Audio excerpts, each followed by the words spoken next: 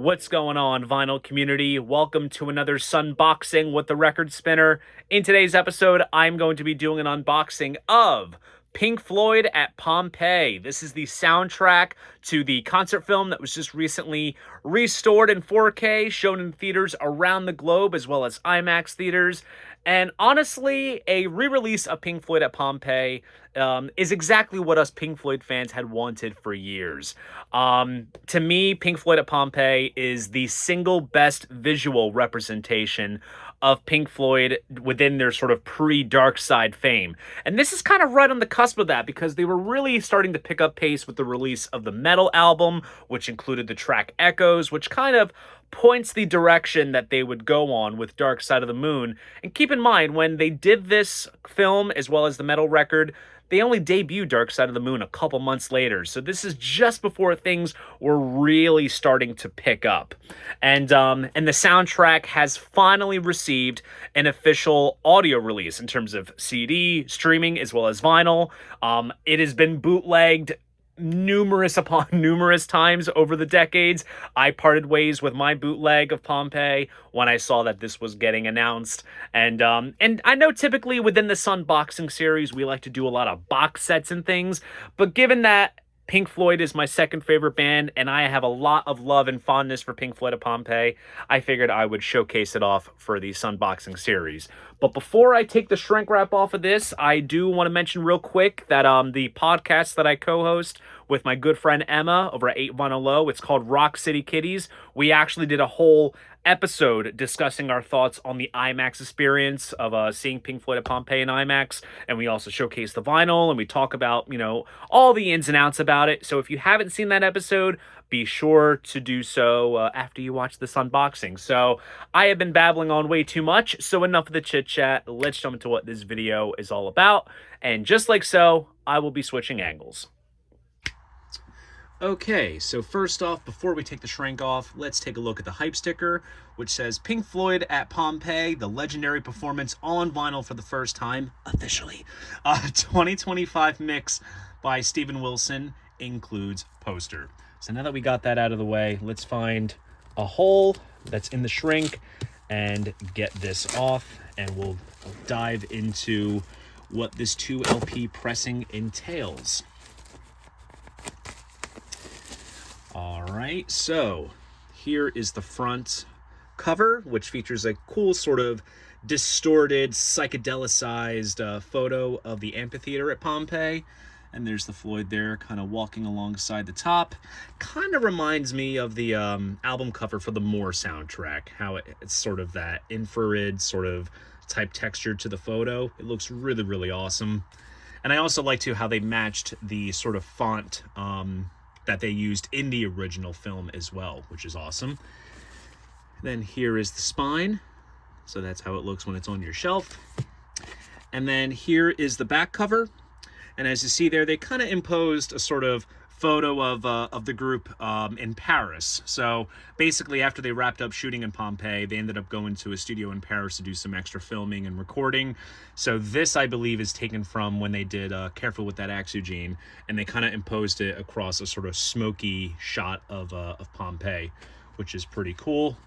And then here is the track list. So you get the Pompeii intro, Echoes Part 1, Careful with That Axe, Eugene. And then on side B, we have Sauce Full of Secrets, Set the Controls for Heart of the Sun.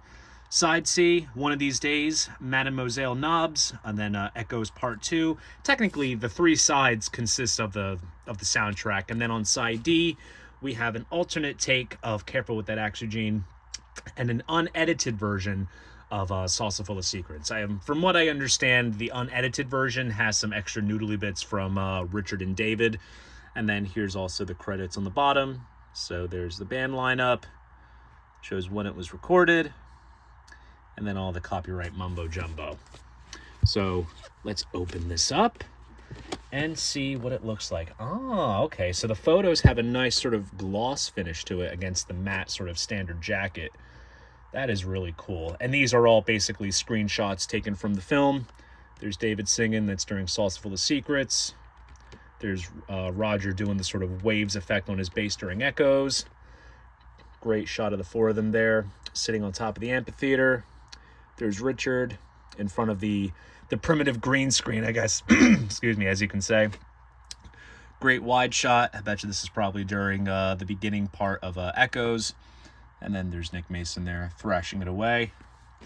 And then here is the track list, publishing information, as well as all the various credits as well.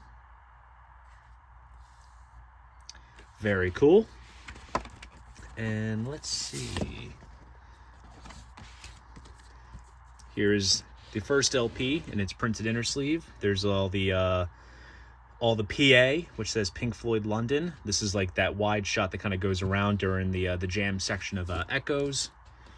And then it says here, careful, Axe Eugene. So that's a screenshot taken from the film. As you can see, they match the font. And let's take a look at the vinyl. So there's that face taken right from the film. I think this is towards the tail end of Careful with That Axe. And then there's the label there on that side.